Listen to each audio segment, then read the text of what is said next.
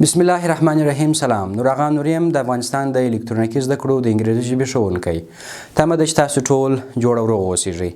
زموږ مخکني درسونه به مو در سره ټول تعقیب کړي وي او زموږ سره دوامدار را سره اوسئ. د انګریزي ژبې د زده کړې د لړۍ څلور پنځوسم درس تاسو ته مو د کلام اجزاو څخه prepositions را پیل کړي وو چې پر درې پنځوسم درس کې مو د حرف اضافي تورو یا د prepositions د ټایپس او ډولونو جملې څخه یوازې ساده بڼه وویله چې نن په همدې څلور پنځوسم درس کې تاسو ته پر نورو دوو یا درې ډولونو باندې غږیږو او پاتې په پنځه پنځوسم درس کې درته وړاندې کومه. راځو تیر درس کې موږ پر ساده حرف اضافي توري باندې وغږېدلو چې هغوی یوه ګړیز وه یو او یوازې بل شکل نه درلود، په یوازې ځان باندې استعمالېدل او په جمله کې معنا ورکول. نن څه شی وایو په دې درس کې؟ compound prepositions ترکیبي اضافي توري دي. The prepositions which contain two or more prepositions words are called compound prepositions. Also we can say it is a combination of words. They are in front of, beside, according to, aside from, close to, due to, because of. ترکیبي یا compound prepositions حرف اضافي توري هغه توري لکه څنګه چې د نوم څخه معلومیږي. طبیعي خبره ده دوی به د دوو یا دوو څخه د ذاتو حرف اضافي نورو کلمو څخه به ترتیب شوي وي او جوړ شوي به وي. لکه په دې مثالونو کې د prepositions حرف اضافي توري which contain کوم چې ولري two دوه or more prepositions یا له دوو څخه زیات حرف اضافي توري words are called compound prepositions. هغه ته حرف اضافي څخه ترکیبي توري دي او هغه په ترکیبي توري کې شمارل کیږي. Also we can say همدارنګه موږ ویلی سو it is a combination of words. دا د لغاتونو یو ځای کېدنه ده، د لغاتونو ترکیب ته هم compound prepositions یا ترکیبي اضافي توري وایو. لکه دوی دي in front of. تاسو په سمپل کې ویلی چې مثلا of بیلو ان هم بیلو ان په خپل په مستقله توګه استعمال دی او هم یو preposition په ساده بڼه باندې استعمال دی، خو دلته ترکیبي دی. د دوو یا له دوو څخه به د زیاتو د preposition څخه به بین څو preposition څخه به دوی څه وي جوړ شوي وي. لکه ان یو preposition دی او of بل، in front of مخته، beside according to، aside from close to due to because of. دا ټول چې دي ترکیبي اضافي توري دي. اوس د دوی مثالونه په دې ډول باندې دي.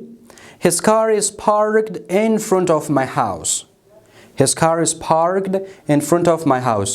د موټر زما د کور مخې ته ولاړ دی یا د موټر زما د کور په مخ کې دی. دلته in front of چې سو دا compound preposition کې حساب سو.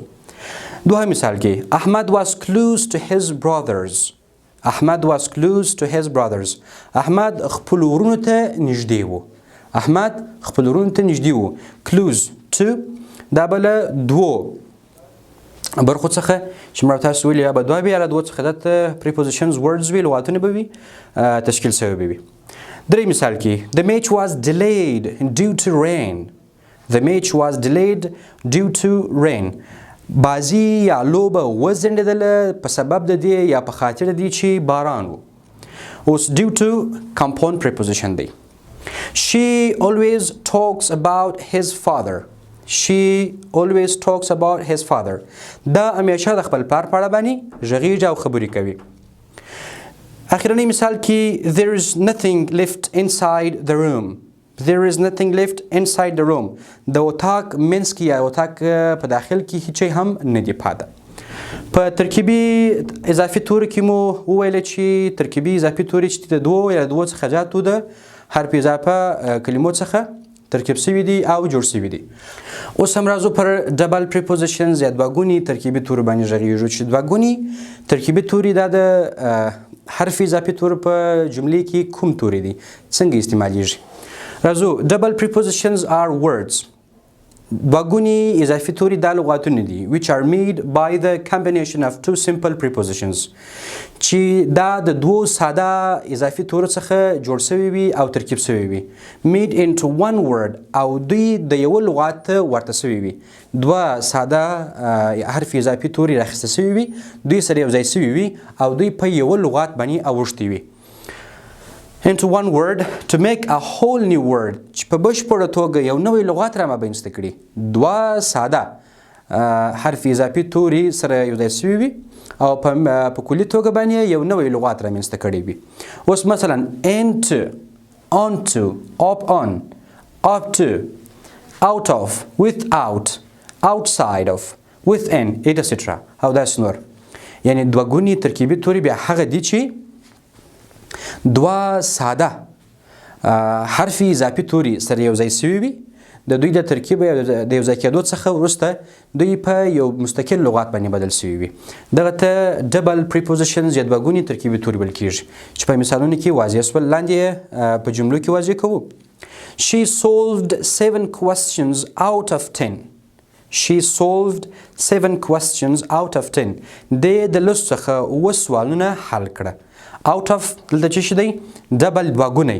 چې یو خاص out of معنا د دې د یو برخې څخه یو برخه یادوي یا له یو برخې څخه چې پر برخه باندې اجرات سوي وي کار سوي وي د هغه برخې په اړه باندې غږیږي چې اجرات پر سوي وي The lion is inside the cage The lion is inside the cage زمری داخل په قفس کې دی The cat jumped into یا onto the terrace وای پیشې پر دکانچې باندې جمپ وواهه onto I will not go without you in the dark I will not go without you in the dark زه به په تاریکه کې بې له تاسې څخه ولاړ نسم تاسو ګورئ without with هم دا simple preposition کې چیرې استعمال سي او out هم دا simple preposition دی دوه simple preposition سره یو ځای سول یو double preposition یا دوه ګونی ترکیبي توری یا حرف اضافه توری را مابینځته کړي نو په دې درس کې تاسو ته همدغه دوه ډولونه باندې بحث وسو خدای دې وکړي چې د درس په جریان کې مو په دغه موضوع باندې سر خلاص وي ورباندې پوه سوي به وایست